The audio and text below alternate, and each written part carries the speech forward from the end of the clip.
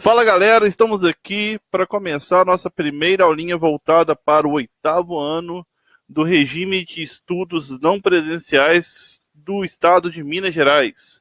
O nosso primeiro tema do PET é dízimas periódicas, então vamos a ele. Dízima periódica, vamos nos recordar de como nós transformamos uma fração em um número decimal. Então, para escrever a representação decimal de uma fração, basta que eu faço a divisão do numerador pelo denominador de uma fração. Lembrando que o numerador é o número que está em cima, o denominador é o número que está embaixo. Então, basta eu fazer a divisão de 2 por 5. Para quem aí é um pouquinho difícil na divisão, vamos prestar bastante atenção. Olha, 2 dividido por 5 não dá, eu coloco 0, e como eu coloquei o 0 aqui no dividendo, eu tenho que colocar a vírgula no quociente. Como não tem nada, eu tenho que acrescentar um zero. Então, 20 dividido por 5 é 4. 4 vezes 5, 20. Para 20, nada. Então, eu posso dizer que 2 quintos é a mesma coisa que 0,4. Repare que esse 0,4 ele possui uma quantidade finita de casas decimais. Ele possui só uma casa decimal, ou seja, o resto da divisão foi zero. Então a gente diz que esse 0,4 ele é um decimal exato. Ou seja, não é sempre que uma fração, quando eu transformo ela em número decimal, vai gerar uma dízima periódica. Ela pode gerar, aqui no caso, olha, um decimal exato. Mas há situações, como o segundo exemplo, se eu dividir 4 por 9, então, olha, no mesmo caso da divisão de cima, 4 não dá por 9, eu completo com o zero, ponho a vírgula.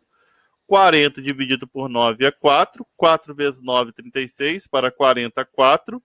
Põe o zero. Aí não precisa, como já tem a vírgula, não vou pôr a vírgula de novo aqui, né? E continua a minha divisão. 40 dividido por 9, 4. 4 vezes 9, 36. Para 40, 4. E repare, eu vou ficar colocando 0 e 4 aqui a vida inteira. Então, eu posso perceber que 4 nonos é a mesma coisa que 0,4444 infinitos 4. Então, repare que agora o número de casas decimais do meu número decimal é um número infinito de casas. E há uma repetição, ou seja, há um período desse número. É 4, 4, 4, 4. Eu consigo parar e saber quem é o próximo, porque é um número periódico. Então, com isso, ele recebeu o nome de dízima. A dízima nada mais quer dizer que é um número de infinitas casas decimais, só que essa aqui é uma dízima periódica, porque respeita esse período. É o mesmo número que vai se repetindo, ok? Só que esse número que está se repetindo, ele não precisa começar necessariamente grudadinho na vírgula. Vamos ver o terceiro exemplo, olha. 47/30. Eu vou pegar o 47 e dividir por 30. 47 dividido por 30 cabe 1. 1 vezes 30, 30. Para 47, 17. Põe o zero, põe a vírgula. Como os dois números terminam em zero, eu posso cortar esse zero aqui. Ok? Bom, continuando. 17 dividido por 3 agora cabe 5. 5 vezes 3, 15. Para 17, 2. Põe o zero. 20 dividido por 3 cabe 6. 6 vezes 3, 18. Para 20, 2. Põe o zero. Vai dar 6, vai sobrar 2. E assim por diante. Ou seja, podemos novamente perceber que 47/30 é a mesma coisa que 1,56666 assim por diante. Reparem que eu tenho o mesmo número que vai se repetindo aqui, olha, infinitas vezes, que no caso é o 6. Então, novamente, ele é uma dízima periódica. periódica, ok? Então, olha, a dízima periódica, além do período, ela tem outros elementos que nós vamos destacar aqui neste exemplo. Então, aqui eu tenho o número 4,148888 infinitos 8. Então, nós já podemos perceber que isso aqui realmente é uma dízima periódica. Por que que isso é uma dízima periódica? Porque o número de casas decimais é um número infinito e possui aqui um período, ou seja, o 8 que vai se repetindo infinitas vezes. Bom, então vamos destacar aqui os elementos da dízima periódica. O primeiro elemento foi o que eu acabei de citar, que a gente já pode destacar, que é o que a gente recebe o nome de período. Então, esse 8, esse elemento que está se repetindo infinitamente, ele recebe o nome de período. Então, o período dessa dízima periódica é o 8. Nós temos também, como em qualquer número decimal, esse número que está antes da vírgula, no caso o 4, ele é o que a gente chama de parte inteira. Opa, tem um errinho ali, voltando. Parte inteira do meu número decimal. Então, ele vai ser a parte inteira da dízima periódica também. Então, tudo que vem antes da vírgula é que recebe o nome de parte inteira. E esse pedacinho que sobrou, ou seja, esse 14, que não é nem período e não é nem parte inteira. Como ele vem antes do período, ele recebe o nome de antiperíodo, ok?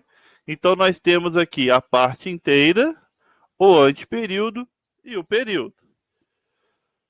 O período, ele é obrigatório.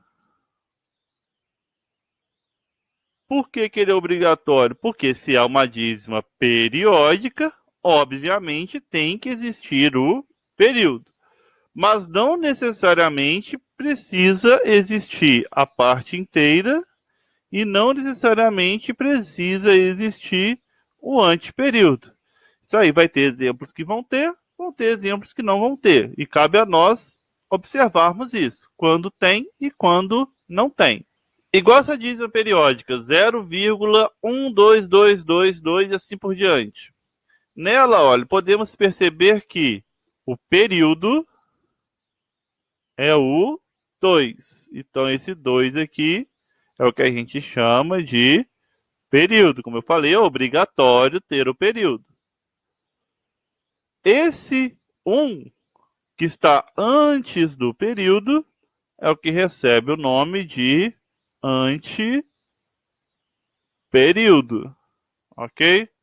E reparem, a parte inteira aqui, ela é zero. Então, eu posso falar que não tem a parte inteira, ok? Então, período é o 2, antiperíodo é o 1 e não tem a parte inteira. Já nesse último exemplo, 7,1111, eu tenho que o período é o 1, então esse 1 aqui é o que a gente chama de período.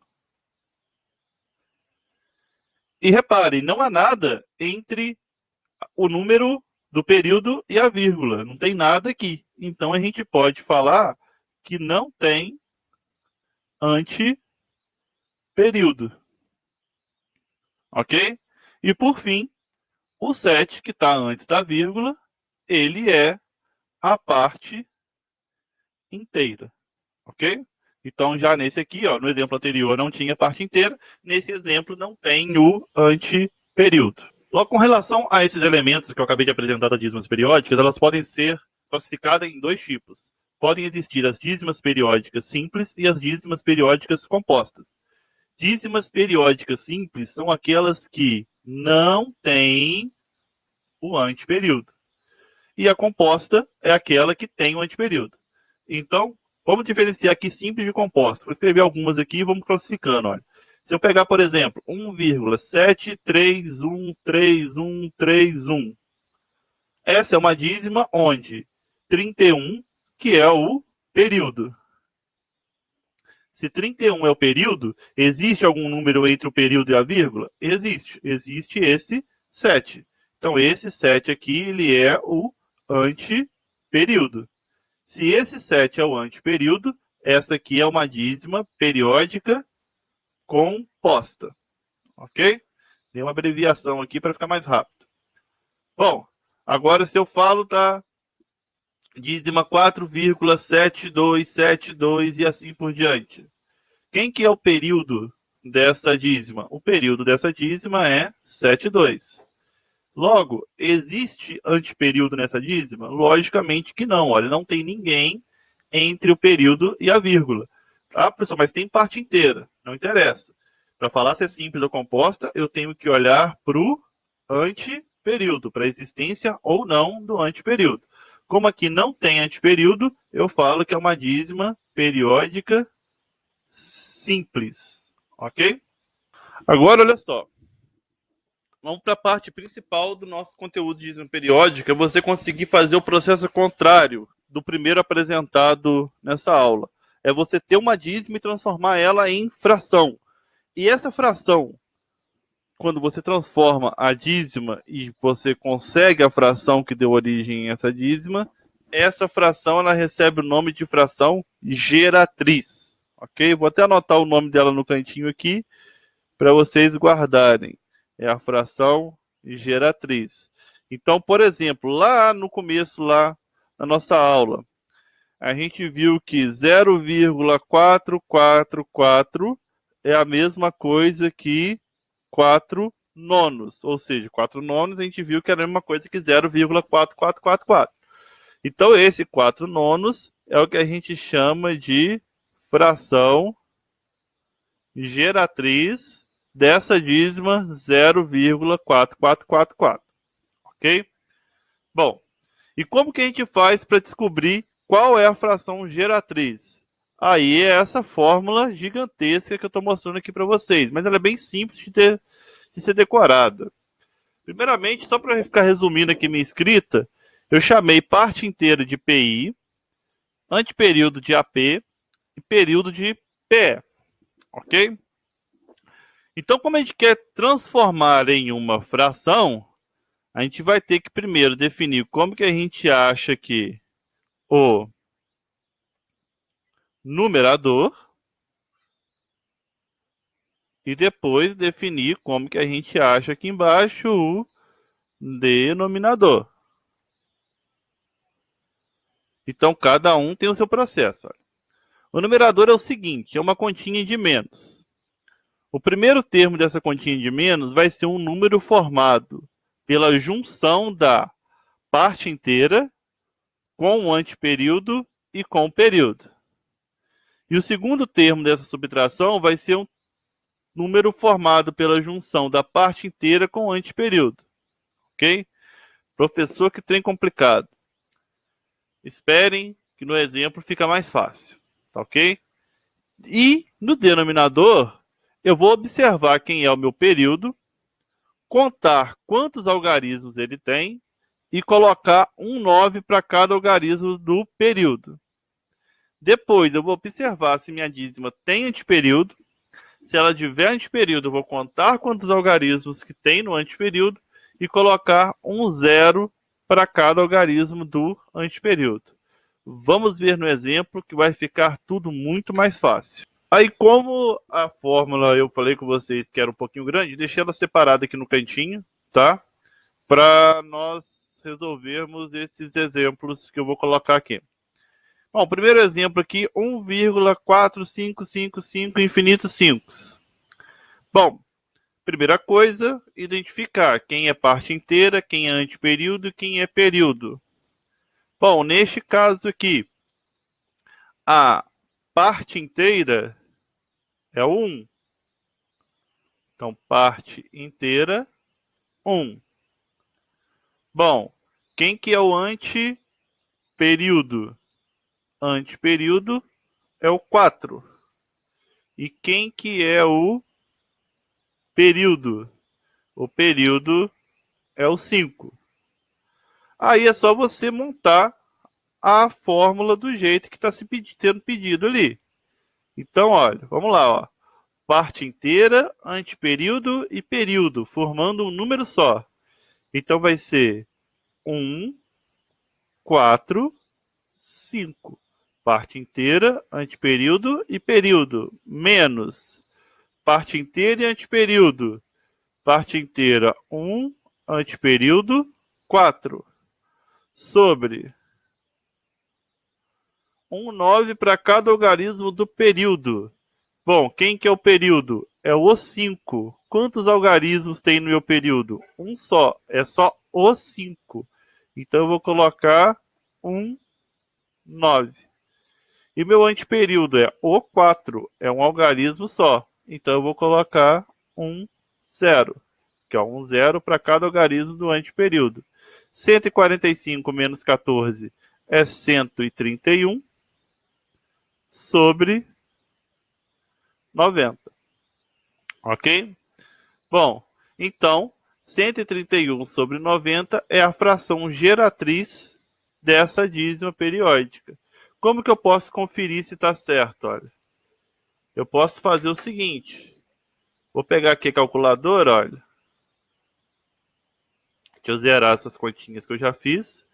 E vou fazer, olha, 131, que é o numerador, dividido por 90.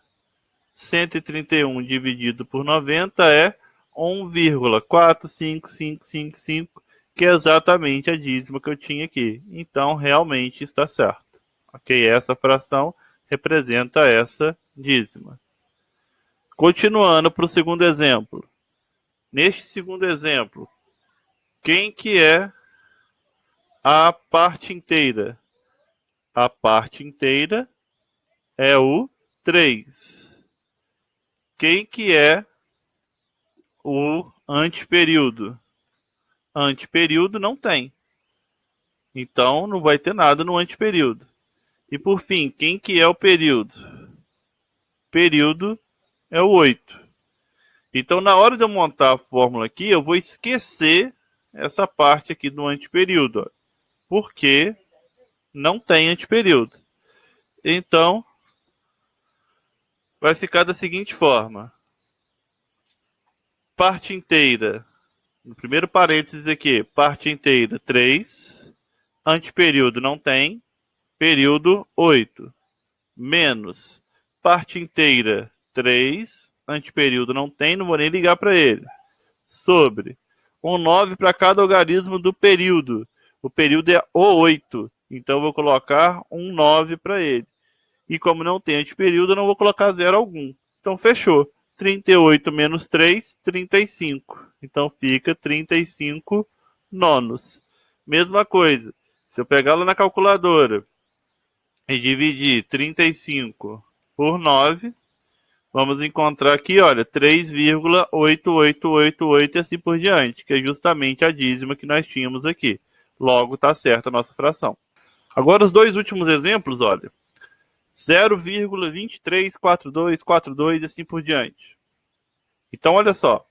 Quem que é a parte inteira dessa dízima? É o zero. Então, eu posso considerar que não tem parte inteira. Ok? Então, tudo que é parte inteira aqui, olha, eu posso esquecer. Tá certo? Bom, quem que é o antiperíodo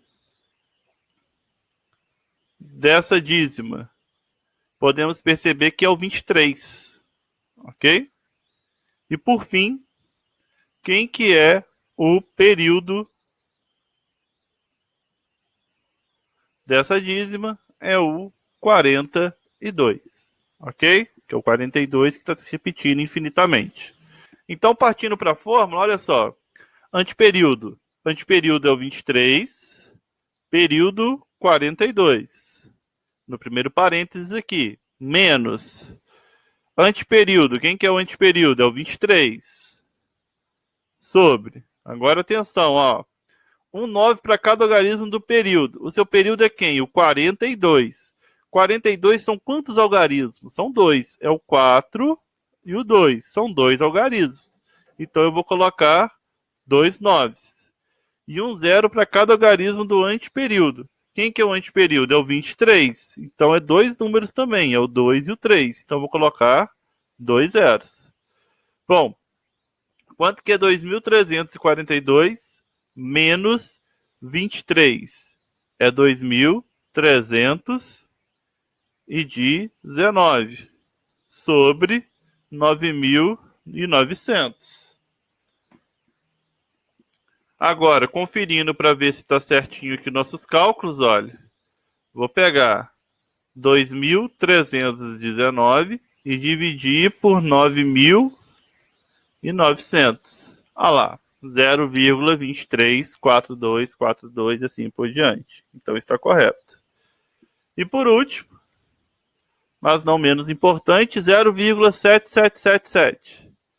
Então, olha, neste número tem parte inteira? Não. Neste número tem anteperíodo? Não.